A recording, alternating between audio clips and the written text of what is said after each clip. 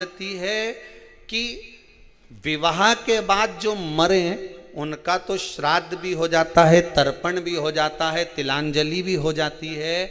ब्राह्मण भोज कराया तो ब्राह्मणों के भोजन का पुण्य भी उनको मिल जाता है। किसी को अन्न दान दिया तो अन्नदान का पुण्य भी मिल जाता है। पर रावण कहता है कि अगर मैं कुंवारी अवस्था में मर गया तो ना तो मेरा पिंड होगा, ना मेरा तर्पण होगा, ना मेरी तिलांजलि होगी, ना ब्राह्मण भोजन करेंगे तो उसका भाग मुझे मिलेगा, ना आप तीर्थ करने जाओगे तो उसका भाग मुझे मिलेगा, ना कोई सत्कर्म का भाग मुझे मिलेगा। अधोगति में मरे हुए व्यक्ति को भाग कैसे मिलेगा? कुंवारी अवस्था में मरने वाले को क्या मिलेगा? ये कई लोग कह देते हैं हम तो बड़े परेशान हो गया, वो कोई 10वीं में पास नहीं हुआ, कहीं का 12वीं में फेल हो गया, कहीं कोई एग्जाम में बैठा था, कंपटीशन एग्जाम में बैठा था, कोई नौकरी की तैयारी कर रहा था, नहीं हुआ, मर गया। अरे भैया, सारे टिकट फुल हैं तो ट्रेन में चढ़ोगे तो बाथरूम में बैठना पड़ेगा। बोलो सही है कि गलत है? अरे जम के तो बोलो, सही है कि गलत है? अब बाथरूम में बैठकर जाना पड़ेगा और वहां भी धक्के खा रहे लोग। कह रहे चलो बाहर निकलो, हमें अंदर जाना है। फिर बाहर निकला, भैया फिर टीसी, फिर चले गया। टीसी ने आवाज लगी, चल निकाल बाहर। नहीं निकल, बाहर निकाल, नहीं निकल, निकल आई।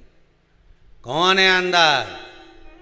नहीं, टीसी आवाज लगा, नहीं निकला। अब उसी तरह टिकट फुल है ना, तुम चले जाओ। उसी तरह भगवान ने तुम्हारी उम्र लिख के भेजी थी, इतना साल जिएगा, और तुम जबरदस्ती की, नहीं मैं तो रस्सी बांध के मरूं, नहीं मैं तो ये खा के मरी जाऊं, नहीं मैं तो ट्रेन के नीचे कूदी जाऊं, नहीं मैं तो ये करके मरी जाऊं। अब मर तो गए पर ऊपर तो सीट फुल, फिर क्या करोगे? तो कि ये भटकता रहे, इके भूत प्रेत बना दो, डाकनी पिशाचनी चुड़ैल बना के भेज दिया, उन्हें भटकता फिरे। अब दिखे तो है ही नहीं, वे तो हवा के रूप में घूमे। इतना में बीच बीच में टीसी आता रहे, वही पहाड़ा के ऊपर चढ़ के गदा लेके और बेहतरीन काला और काली मूंछ और जोरदार मुकुट, उसमें बीच में नीलम चमक कर गया और मूंछ पे ताव देके और के हम यम है।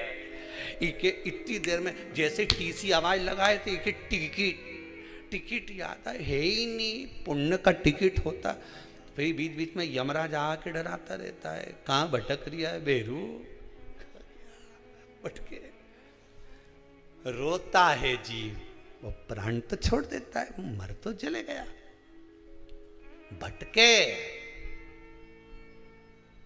रोए, जिसके घर का जीव रहता उसके दरवाजे पर रोज जाकर विनती करता है। देखो श्राद्ध पक्ष में कुछ तो श्राद्ध पक्ष में दिया तो सरी। अरे ये कथा कह रही है दादा, श्रीमद् भागवत में वर्णन आया है, पर गोकर्ण ने धुंधकारी के लिए कितना दान दिया। बोलो सही है कि गलत है? अरे बोलो तो सही। भागवत सुनी कि नहीं सुनी? बहुत सारा महाराज उनकी आए टीवी पे, तुम कभी भी चालू करके सुन लो। उन्होंने धुंधकारी के लिए ने गया जी का श्राद्ध करा, ने ब्रह्म कपाली करी, ने पिंडदान करा, ने तर्पण किया, ने ये किया, ने वो किया, सब किया। इसके बाद भी नहीं तरा।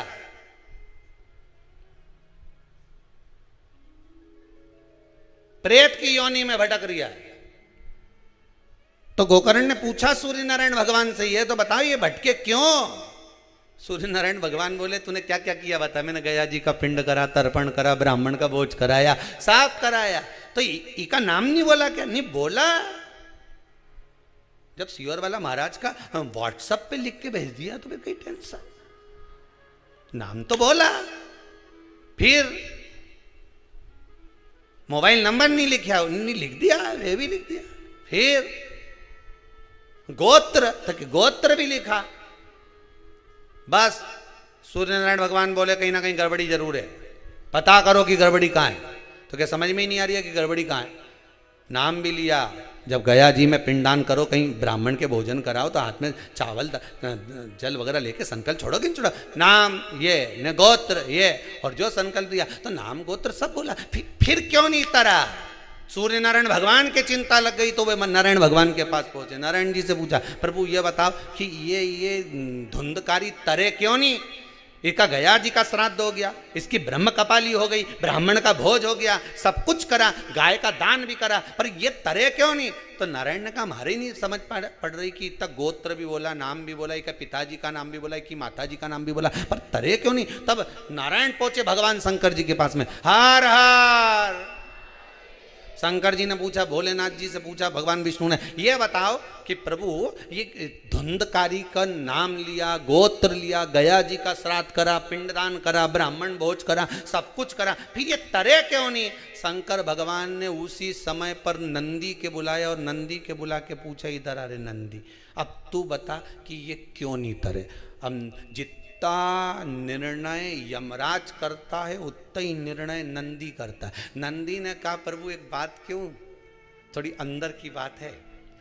शंकर जी बोले, चाहे अंदर की हो चाहे बाहर की हो, बोल दे जरा, जम के बोल जरा।